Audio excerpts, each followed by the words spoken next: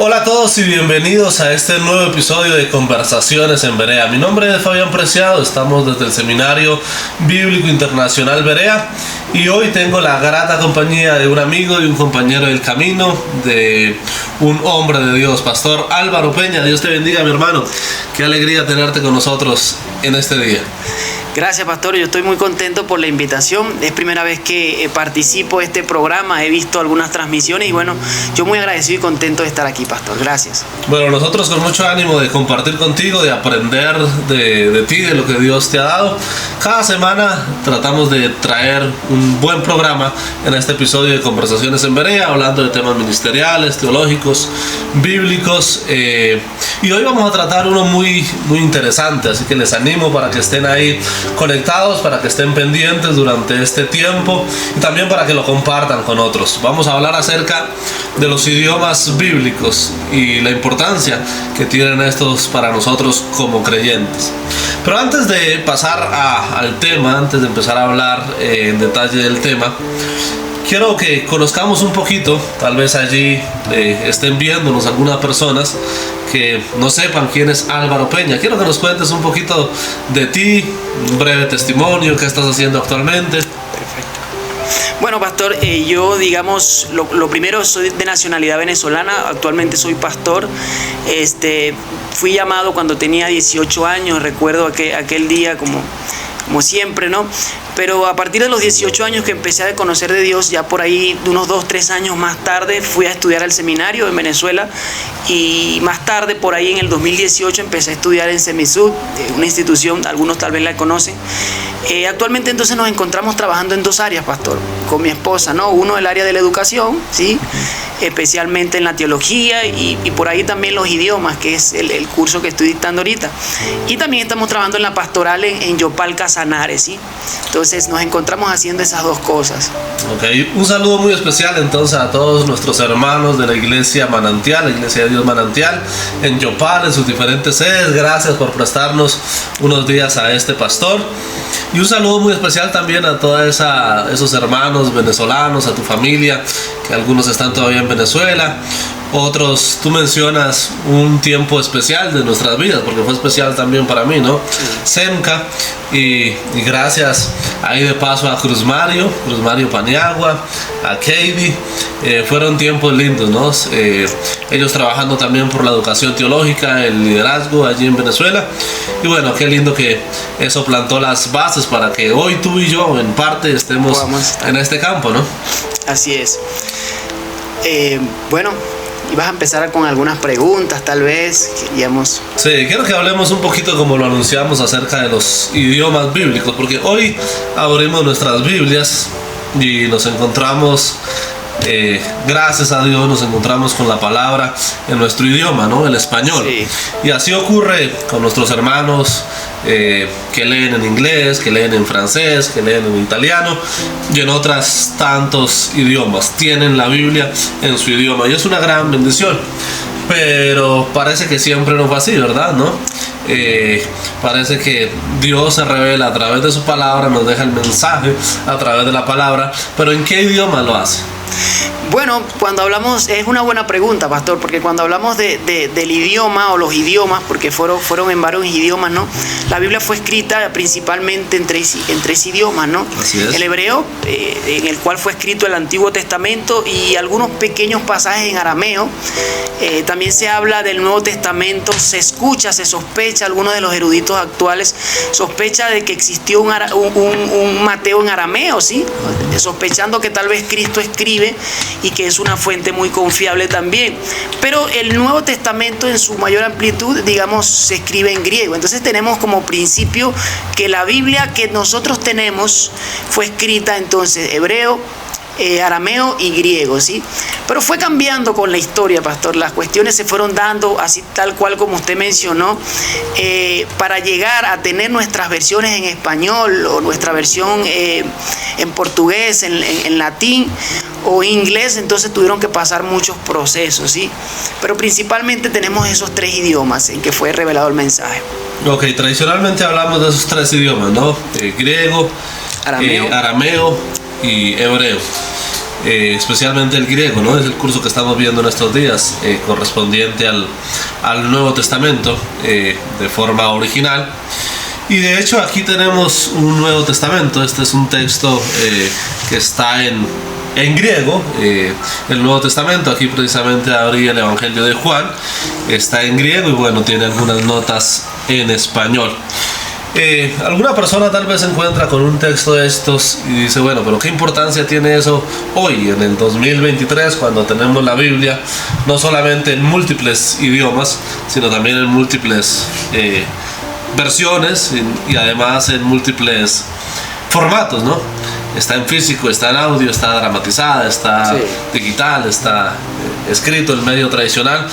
¿Por qué es importante hoy conocer y estudiar los idiomas bíblicos? Bueno, yo lo voy a hacer, digamos, tal vez lo voy a aplicar en un ejemplo sencillo. Cuando yo quiero comunicarle un mensaje a alguien, ¿sí? Lo primero que utilizo es las palabras originales, yo como la primera persona que da el mensaje, ¿no?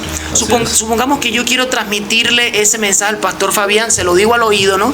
Y él tiene la tarea de decírselo a Carlos y Carlos tiene la tarea de decírselo a David.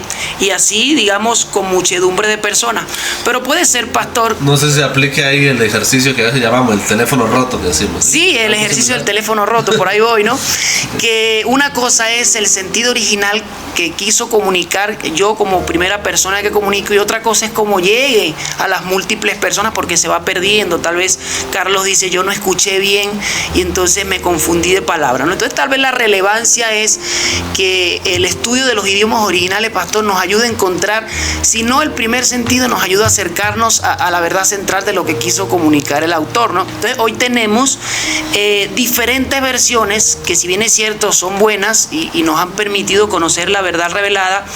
Es bueno que nosotros vayamos estudiándolo también en el idioma original, porque estudiamos en un idioma que ya no está, es cierto, pero que sí tal vez es un poco más rico que el español o que el inglés o que el portugués, porque fueron precisamente los verbos o los sustantivos, las palabras que usaron los autores originales, ¿sí?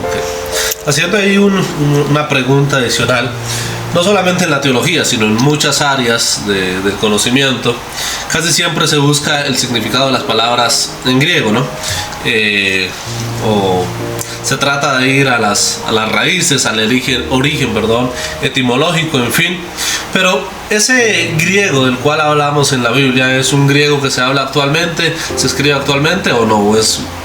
¿O es una lengua de las lenguas muertas que llaman? Listo, sí. Bueno, lo principal es que sigue existiendo el griego, ¿no? Se habla en Grecia, pero le llaman griego moderno. Este griego reemplaza, pastor, al griego antiguo, ¿sí? Digamos al griego clásico, como le llaman algunos juristas. Y ese griego, el bíblico, por ejemplo, pastor, desapareció. Por eso le llaman lengua muerta. Ningún país actualmente lo utiliza. ¿Qué nos queda a nosotros? Registros históricos de ese griego, ¿sí? La gramática, que es la que nos ayuda entonces a entender algunos pasajes bíblicos en su escritura original, ¿sí? Ok, qué bien, para tenerlo también claro, ¿no? Nuestros amigos que nos están allá acompañando. Si vamos a Grecia de paseo, de pronto a conocer allá parte de la cultura, la historia, no nos va a servir el griego bíblico. El bíblico, el antiguo. O más bien de pronto si vamos a buscar algún pergamino o algo así allá. Por ahí hay algunos perdidos, ¿no? Que de pronto si los encontramos sería buen aporte. Ok. Entonces tenemos una lengua que ya no se habla actualmente, pero que fue el idioma en el cual Dios le plació revelarnos ese mensaje de salvación, ese mensaje que seguimos anunciando, que seguimos predicando. Y como tú dices, conocerlo nos permite acercarnos un poco más al sentido original del texto que llamamos, ¿no? A ese mensaje inicial que se quería dar y que todavía se quiere dar, ¿no? Porque la palabra se mantiene viva, se mantiene vigente y es necesaria, útil, como dice el apóstol Pablo cuando le escribe a Timoteo, ¿no? Para enseñar, para redarguir, para corregir. Y algo importante es que nosotros creemos que toda la escritura es inspirada por Dios, incluyendo los escritos originales, pero también lo que tenemos hoy en día, las diferentes traducciones. Pero ¿cómo poder entender de pronto esto? No sé si tengas algún ejemplo que nos pudieras mostrar de una manera un poco más práctica, ¿cómo funciona esto de los idiomas bíblicos a la hora de querer estudiar un texto?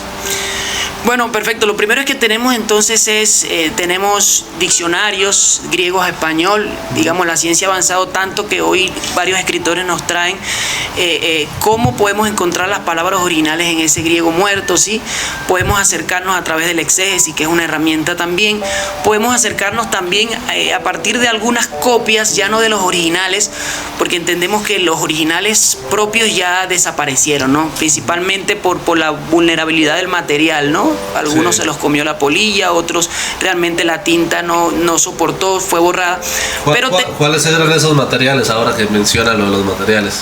Bueno, los originales son aquellos que escribieron sus propios autores, ¿sí? Por ejemplo, las cartas o epístolas que Pablo escribe, la escribe en ese material, o sea, el pergamino, o sea, el papiro, pero ese original propio se pierde. Pastor, es como que si pergamino y papiro, y creo que algunas partes del Antiguo Testamento en piedra incluso, ¿no? Ah, sí, claro, es otro material un poco más antiguo.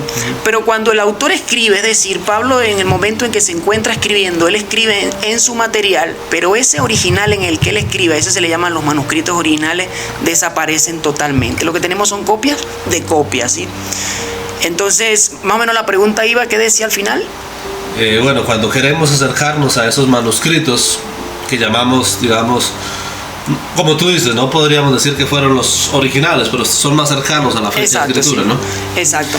¿Y cómo entenderlo? Estábamos hablando de cómo poder entender la importancia de los idiomas bíblicos a través de algún ejemplo, algún ejercicio práctico. Perfecto, sí. Bueno, lo primero que yo quisiera poner en la mesa es que nosotros entendemos que la Biblia no tiene errores, ¿sí? Porque los escritos originales nunca tienen errores, son la palabra de Dios. Lo único que contiene errores muchas veces, no siempre, son las traducciones, pero no errores intencionales donde un autor dice, uy, voy a meter una doctrina o errores garrafales, sino precisamente cuando la palabra se va transcribiendo a otros idiomas, lo que tal vez puede significar para, no sé, para un gringo, una palabra para mí puede tener otro significado, ¿no? Yo les ponía a los estudiantes un ejemplo en el caso de Pablo cuando habla del confesar a Cristo para salvación. Si se acuerdan por ahí en Romanos 10, 9 y 10, que con la boca se confiesa. Yo les ponía un ejemplo y les decía, para nosotros en el español la palabra confesar es sencillamente el acto de confesar públicamente algo, ¿sí? Tal vez yo puedo confesar, yo confieso que el pastor Fabián es el director del seminario porque he estado aquí, lo sé, no puedo confesar. Pero para el apóstol Pablo, pastor, tiene una dimensión mucho más amplia, un poco más rico, porque la palabra confesar tiene también un significado práctico. No es sencillamente confesar con mi boca, sino confesar con mi propia vida. Ese por lo menos es un ejemplo. Hay otros más, no sé si tengo el tiempo. Sí, pero antes de que sigamos con otro ejemplo, quiero resaltar dos cosas muy importantes que tú mencionas. Uno, el proceso de las traducciones, ¿no? Porque el que tengamos hoy la Biblia es un milagro. Sí. Un milagro de cómo Dios la ha conservado, cómo Dios la ha preservado, cómo a pesar de las muchas persecuciones que ha atravesado, porque es el libro que ha sido más perseguido, ¿no? Ha querido ser destruido en diferentes épocas de la historia, pero se mantiene. Y otra de las cosas que tú mencionas importante, y yo creo que tú lo has vivido, ¿no? Aquí en Colombia, de palabras, expresiones, costumbres que hay en Venezuela y que aquí en Colombia pues significan otro, ¿no? Exactamente. Y aún las regiones también, las regiones en la costa, en los llanos, en el centro del país cambian algunas expresiones y eso también se aplica a la Biblia. Okay. Quiero, antes de pasar a ese otro ejemplo, nuevamente saludar a todos nuestros amigos que están allí acompañándonos en este episodio e invitarles una vez más a compartir este tiempo con otras personas. Ok, pastor, esto está emocionante, interesante. Sigamos. ¿Qué otro ejemplo podemos ver en la Biblia? Bueno, cuando hoy en la actualidad, si uno se pone a meditar, hoy en día hay una de las cosas que la sociedad condena y es la esclavitud, ¿no? La esclavitud es una cuestión histórica, ¿no? Pero hay muchos estudiosos de la palabra que se preguntan, de hecho sociólogos, antropólogos, se preguntan ¿qué pensaba Cristo de la esclavitud? Es una buena pregunta, ¿no? Como que nunca la atacó. o qué pensaba Pablo, ¿no? Una cosa eran las ideas de Pablo y otras cosas eran las ideas de Jesús. Pero la palabra esclavo sí la encontramos en la Biblia, por lo menos en el libro de Juan, y también la encontramos en el libro de Romanos. ¿Sí recuerdan cuando Pablo dijo, él siempre se declaraba como esclavo, ¿no? Sí. Yo, Pablo, siervo de Jesucristo, ¿no? Siervo viene de la palabra doulos, que literalmente traduce siervo, sí, esclavo, pero en Juan hay también otra traducción que nos habla de que Jesucristo dice que ya no nos llamará siervos o ya no nos llamará esclavos, ¿sí? Ahora la pregunta es... ¿Recuerdas el pasaje de Juan? Exacto, vamos a leer Juan, el Evangelio de Juan 15, del 14 al 15. Okay, vamos a ir al Evangelio de Juan. Juan 15, del 14 al 15. Ok, muy bien. Si me permites, puedo leerlo. Juan capítulo 15, verso 14 y verso 15. Dice: vosotros sois mis amigos, si hacéis lo que yo os mando. Ya no os llamaré siervos, porque el siervo no sabe lo que hace su señor. Ok, para ahí, ok. Paramos ahí, ¿sí? La pregunta clave sería, pastor, ¿por qué Pablo se autoproclama siervo si Cristo en otra teoría o en otro discurso dice que ya no nos llamará siervos, ¿no? Sí, nos hemos dado cuenta que a veces nosotros nos autoproclamamos, yo soy un siervito del Señor, ¿sí? Yo soy un esclavito, y entonces nos humillamos como una cucaracha. Entonces la pregunta es, ¿a quién le creemos? ¿A Pablo o a Jesús? ¿Verdad que sí? Lo que pasa es que detrás de eso hay un trasfondo, porque el griego, no lo mencioné al principio, fue escrito en el Nuevo Testamento en 3 dialectos, ¿no? Está un dialecto, que el primero es el dialecto jónico, que es el dialecto de los campesinos. Es como decir la forma en cómo hablan tal vez los colombianos su dialecto, ¿no? El español, y cómo hablamos los venezolanos o los mexicanos o los ecuatorianos. Pero el jónico era el griego de los campesinos, ¿sí? De los iletrados, de aquellos que no tenían ningún tipo de estudio, y fueron escritos algunos libros. Está otro dialecto que es el ático, es el, digamos, el dialecto de los académicos, de los literatos. Ahí fue escrito la República de Platón y otros grandes discursos, ¿sí? Es el griego pastor de las personas ilustradas, ¿no? Aristóteles y todos esos filósofos escribieron en ese griego. El otro, que es el tercero, el tercer dialecto, es el ptolomaico, que fue escrito Romanos. Ahora, la pregunta es, cuando Jesucristo habla de que ya no nos llamará siervos, ¿en cuál de los 3 dialectos aparece? Aparece en el ático, porque Juan, acuérdense que Juan habla de la doctrina del logos, ¿sí? Hay mucha filosofía en la teología de Juan. Ahora, cuando Jesucristo dice que ya no nos llamará siervos, en el ático la palabra siervo no hace necesariamente referencia a esclavos, ¿sí? Sino que hace referencia a una cuestión de como cuando una persona es esclavizada, pero desde una perspectiva de opresión, ¿sí? ¿Sí? Jesucristo lo que está diciendo básicamente, ese tipo de cosas no están dentro de mis seguidores, ¿sí? ¿Sí? En otras palabras, ahora vamos a continuar leyendo. Ok, estábamos al inicio del versículo 15, Juan capítulo 15, y estábamos leyendo el verso 15. Quiero empezar nuevamente con el 15. Dice: ya no os llamaré siervos, porque el siervo no sabe lo que hace su señor, pero os he llamado amigos, porque todas las cosas que oí de mi Padre os las he dado a conocer. Entonces, lo primero que encontramos que Jesucristo, aunque no ataca a la esclavitud, él no está a favor de la esclavitud. Y él lo que está desarrollando una teología, o por lo menos Juan lo que quiere decir es, Cristo necesita íntimos, personas más cercanas. Él busca amigos, ¿sí? Y de hecho, el pasaje, pastor, si lo puede leer más adelante, ahí lo dice textualmente: ya no os llamaré siervos. El siervo, dice el versículo 15, el siervo no sabe lo que hace su señor, pero os he llamado amigos, porque todas las cosas que oí de mi Padre os las he dado a conocer. Muy bien, ¿no? Eso entonces lo encontramos en el contexto de Juan. Ahora, la pregunta sigue todavía inconclusa con Pablo. ¿Por qué Pablo se sigue autoproclamando un siervo? ¿Será que Pablo entendía la servidumbre a nivel de esclavitud? Bueno, la respuesta es que hay que entender que Pablo, cuando utiliza la palabra siervo, que es doulos en griegos, ese fue escrito en otro dialecto, pastor, que es el ptolomaico, ¿sí? Para entender un poco más a la audiencia, el dialecto ptolomaico nace con uno de los 4 generales después de Alejandro Magno, ¿sí?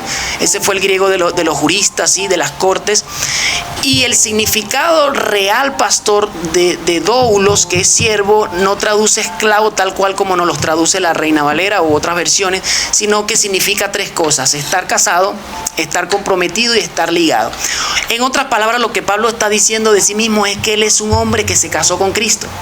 Un hombre que está ligado y que está comprometido. Los que estamos casados somos medio esclavos. Que no vean esto nuestras esposas. Digamos. Okay. Entonces, la cuestión ahí, pastor, es que ni en Pablo ni en Jesucristo vemos que están a favor de la esclavitud, y a veces nosotros nos autoproclamamos esclavos y no entendemos el sentido que hay detrás de esa palabra, ¿no? Entonces, para Pablo y para Jesús, el verdadero significado es que nosotros estamos casados, comprometidos con el Señor. Ahora, ¿por qué traigo esto a alusión, pastor? Fíjense la importancia entonces de ir a los originales, ¿sí? Cómo el griego entonces nos da un contenido mucho más rico, ¿sí? Entonces, estos son algunos de los datos, ¿no? Y yo creo que es importante poder mencionarlo. Así es, creo que es una experiencia linda, ¿no? Para nosotros que somos estudiantes de la Biblia, cuando nos damos cuenta de que un pasaje que lo hemos escuchado durante muchos años, que incluso algunos lo hemos enseñado, que los podemos saber de memoria, pero que cuando vamos al griego y a ver un poco más el significado de la palabra en sus orígenes, pues amplía nuestra visión, ¿no? Sí. Nuestra visión de ese pasaje, de lo que se quería decir originalmente, pero también de la aplicación para nuestro día, la actualidad. Así que pues es una excelente oportunidad que tenemos nosotros allí de aprender, y bueno, es una materia necesaria en el desarrollo teológico, por eso están incluida en el seminario y bueno, en la mayoría de seminarios. Pero me gustaría preguntarte también, ¿cómo puede usar esto un creyente común en la iglesia? ¿Qué ayudas puede tener de pronto para conocer el significado de las palabras en griego o en hebreo? ¿Qué recomiendas? ¿Alguna página, algún diccionario? Muy bien. ¿Llamarte a ti por las noches? Bueno, pastor, yo creo que la buena noticia es que el griego antiguo, aunque es una lengua que ya no se habla, está accesible, ¿sí? O sea, yo puedo ir no solamente a diccionarios griegos, españoles. Por aquí tenemos un material, no le vamos a hacer promoción, ¿no? Pero precisamente la Biblia interlineal, ¿no? Entiendo que está en griego y también está en español la traducción. Tenemos comentarios bíblicos, pastor. Tenemos la Biblia en griego, que son copias, es decir, todo el Nuevo Testamento en griego. Y tenemos otros materiales más que, digamos, al estar vigentes, todavía nos ayudan a nosotros a poder meternos en esa búsqueda apasionante, ¿sí?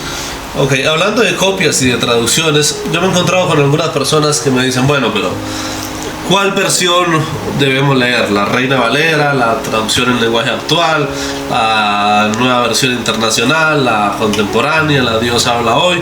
Y algunos incluso me han dicho, pero si es una sola Biblia, ¿por qué en esta dice una cosa y en esta lo dice de otra forma? Creo que hay preguntas que nos hacemos en algún momento y que merecen una respuesta, ¿no? ¿Qué nos puedes hablar de esto, de las traducciones de la Biblia? ¿Cuál recomiendas tú usarnos? Algo muy importante, ¿podemos confiar en las traducciones que tenemos hoy de la Biblia o obligatoriamente necesitamos ir al griego? Háblanos un poco de eso. Bueno, yo creía que en primer lugar, yo soy fiel creyente que aunque tenemos traducciones diversas, yo creo que la palabra de Dios, o Dios sigue hablando a través de las traducciones, ¿sí? Digamos, como para iniciar en ese sentido. Y que el mensaje de Dios sigue revelado, sigue expresado, aunque tal vez las palabras se intercambien, ¿no? Si me preguntas qué versión recomiendo, bueno, yo diría, vámonos a las copias de los originales en griego. Pero para eso hay que entonces tener, aunque sea un poquito de conocimiento, no mucho, pero yo creo que lo básico, ¿no? Ahora, pero si tuviera que escoger una versión que pensaría yo que se allega un poquito más a las copias de los originales, es la TLA, ¿sí? La traducción lenguaje actual. Cuando uno, digamos, empieza a traducir palabra por palabra, se da cuenta que es mucho más cercana incluso que hasta la Reina Valera, ¿sí? Amamos la Reina Valera y a las otras versiones, pero esa es una muy buena versión, la TLA, ¿sí? La traducción en lenguaje actual, sí, Traducción lenguaje actual. Me gusta esa versión y bueno, obviamente la Reina Valera, leímos en Reina Valera. Sí, de hecho, claro. Hace un momento que está en la mayoría de nuestras iglesias, ¿no? Aún en la actualidad. Así que podemos confiar en las traducciones que tenemos. Sí, yo creo que podemos confiar. Sin embargo, no está mal que de vez en cuando nos echemos un estudio por ahí, por el griego, a conocer un poco más. Yo conozco maestros, yo tuve un buen maestro, pastor. Él no tiene ninguna versión, él tiene solamente la Nestlé Aland, que es una versión griega, ¿sí? Es un escritor, él traspasa de copias y él lee la Biblia en griego, ¿no? Claro, en ese nivel todavía no estamos. Pero van para allá, ¿no? ¿Quién sabe? Con la ayuda de Dios. Sí. Pastor, me estoy recordando de 2 ejemplos más, si lo podemos mencionar. Mire, claro, creo que venga, vemos a los productores, que por cierto, gracias por su trabajo también. Bueno, si nos dan permiso, vamos a ver. Sí, mire, hay una doctrina, yo le llamo doctrina porque a veces está muchas veces en nuestro lenguaje y lo voy a mencionar porque tal vez nos libera un poco y nos da un poco más de conocimiento. Pero hay yo diría doctrina porque ya se convirtió en un lenguaje a veces cristiano, evangélico, que decimos que si uno cree, entonces va a creer, digamos, toda nuestra casa se va a convertir. ¿Se acuerdan la historia del carcelero en Filipos? Sí. Cree y tú y tu casa serán salvos, ¿no? Entonces, cuando nosotros leemos este pasaje, nosotros lo entendemos, decimos, si yo creí, entonces toda mi familia obligatoriamente, o sea, Dios está obligado a hacer que todo se convierta, ¿no? Pero el verbo que aparece ahí, el griego tiene varios modos y la palabra que aparece, cree tú y cree tu casa, aparece en un modo que es el modo subjuntivo. Pregunta Carlos, ¿cuál es el modo subjuntivo? Un modo que habla de posibilidad. O sea, que la traducción correcta, pastor, no sería que serán salvos como asegurando, sino que posiblemente, si tú crees, puede que crea tu familia, ¿sí? Hay una mayor probabilidad. Hay mayor probabilidad, pero eso no asegura, pastor, porque hay tanta gente que se ha confiado de esa palabra así, entonces al final se le muere un hijo, se le muere la mamá y entonces dice, ¿qué pasó? ¿La Biblia mintió? No mintió. Tal vez la traducción no fue bien hecha, ¿sí? Entonces, de manera como lo entendemos, ¿no? Y creo que es importante. Tú colocas un ejemplo, ¿no? Sí. De pronto podemos tomar eso tan literal que decimos, yo no necesito predicarles, no necesito orar por ellos ni siquiera, no necesito dar buen testimonio porque ya eso ocurre automáticamente. Así es. Sí, okay, me dijiste 2 ejemplos, vamos con el otro. Perfecto, el otro es, si recuerdan cuando en 1 Corintios 1:10, ahí habla más o menos que hay una división en Corintios, no sé si la recuerdan los oyentes. Al apóstol Pablo se le informa que la iglesia está dividida, ¿sí? Sí. Algunos dicen que son de Pablo, algunos dicen que son de Apolos, algunos dicen que son de Gallo, si mal no recuerdo, y otros dicen que son de Cristo, ¿no? Bueno, lo primero que encontramos ahí, si aparece 1:10. Ok, estoy viendo 1 Corintios 1:10. Ok, bueno, 1:10 en adelante, ¿no? Creo que va hasta más o menos el versículo 14, 15.